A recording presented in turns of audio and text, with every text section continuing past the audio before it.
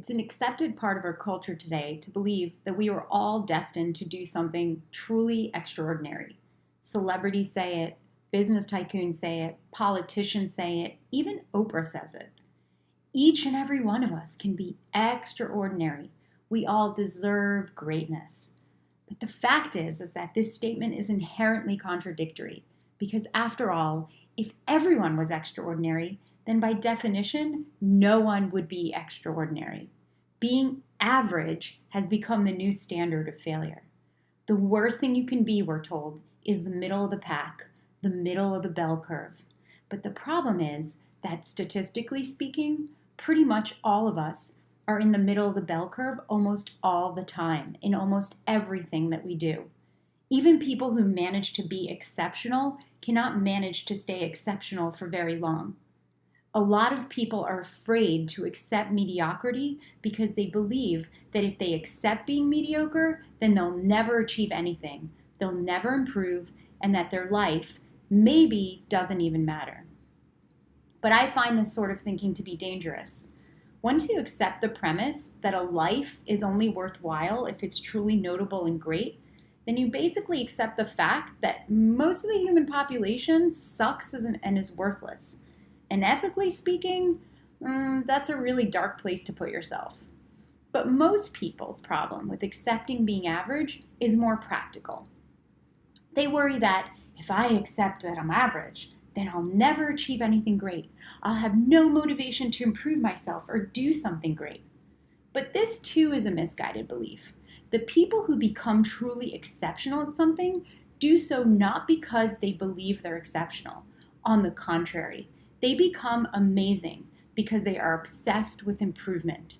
And that obsession with improvement stems from an unerring belief that they are in fact not great at all, that they are mediocre, that they are average, and that they can be so much better. This is the great irony about ambition. If you wish to be smarter and more successful than everybody else, you will always feel like a failure. And if you wish to be the most loved and most popular, then you will always feel alone. If you wish to be the most powerful and most admired, then you will always feel weak and impotent. All of this, every person can be extraordinary and achieve greatness stuff, is basically just playing on your ego. It's a bunch of crap that's sold to you to make you feel good for a few minutes and get you through the week without hanging yourself in your cubicle. It's a message that tastes good going down, but in reality is nothing more than an empty calorie that makes you emotionally fat and bloated, the proverbial Big Mac for your heart and your brain. The ticket to emotional health, like physical health, comes from eating your veggies. That is, accepting the bland and mundane truths of life. A light salad of, you're actually pretty average in the grand scheme of things, and some steamed broccoli of the vast majority of your life will be mediocre. And this will taste very bad at first. Very bad. And you'll probably avoid eating it. But once ingested, your body will wake up feeling more potent and more alive. After all, the constant pressure of always being something amazing, to be the next big thing, will be lifted off of your back, and the stress and anxiety of feeling inadequate will dissipate. And the knowledge and acceptance of your own mundane existence will actually free you to accomplish what you truly wish to accomplish with no judgments and no lofty expectations. You will have a growing appreciation for life's basic experiences. You'll learn to measure yourself through a new, healthier means, the pleasures of simple friendship, creating something, helping a person in need, reading a good book, laughing with someone you care about. Sounds boring, doesn't it? That's because these things are average.